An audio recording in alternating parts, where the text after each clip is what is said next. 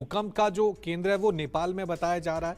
भूकंप की तीव्रता 6.4 मापी गई है। 11:40 के करीब आसपास, 35 मिनट के आसपास ये भूकंप के तेज झटके महसूस किए गए। तो करीब 1.5 मिनट तक एक के बाद एक कई झटके महसूस किए गए हैं और जोरदार झटके महसूस किए गए हैं। और पिछले कई महीनों से उत्तर भारत में ये सिलसिला देखने को मिल रहा है। हालांकि भारत के नजरिए से कह सकते हैं सुकेश की यहाँ पे हमें हमेशा देखा है कि या तो अफगानिस्तान केंद्र का बिंदु रहता है या फिर नेपाल केंद्र का बिंदु रहता है।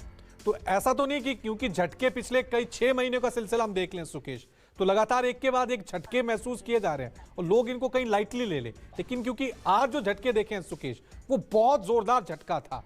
कुछ मिनट तक तो लोग एकाएक समझे कि ये क्या हो रहा है।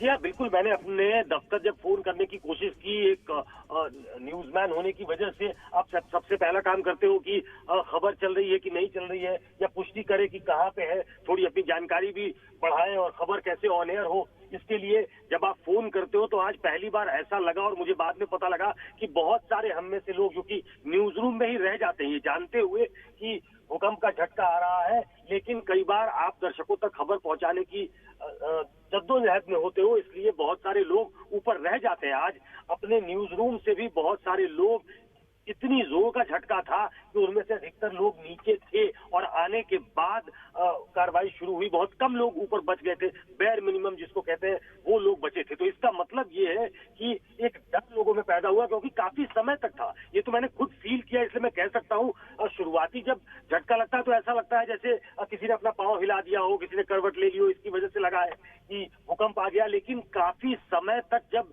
ये झटका महसूस किया और ऐसा लगा जैसे धरती हिल रही है, तो आपको वो बाहर निकलने को मजबूर करता है, आपको डरने को मजबूर करता है। और उस डर से मैं बार बार कह रहा हूँ कि बहुत सारे लोग जो है वो उतर कर नीचे आ गए हैं। जिस आशंका की आप बात कर रहे हैं, जिस एप्रीहेंशन की आप बात कर रहे हैं, पिछले कुछ समय से लगातार ऐसे झटके आ रहे हैं। इस पे ज्यादा जानकारी तो मौसम जो वैज्ञानिक है, जो भूगर्भ वैज्ञानिक है, माफ कीजिएगा, वो दे सकते हैं कि क्या चेंजेस धरती के अंदर आ रहे हैं कि बार बार ये भूकंप का झटका महसूस किया जा रहा है, और क्या किसी बड़े खतरे की आशंका है। क्या इन भूकंपों को देखते हुए क्या इस निष्कर्ष पे निकला जा सकता है, ये तो भी नहीं कहा जा सकता। लेकिन हाँ, हाल के दिनों में, हाल के महीनों में लगातार ये कांस्टेंट समय के बाद लगातार झटके आ रहे हैं। ये झटके पहले रिक्टर स्केल पे 4 मापे जा रहे थे, 4.4, कभी 5 के आसपास। अभी जो करेक्टेड फिगर है वो 6.4 है, जो कि अच्छा खासा माना जाता है।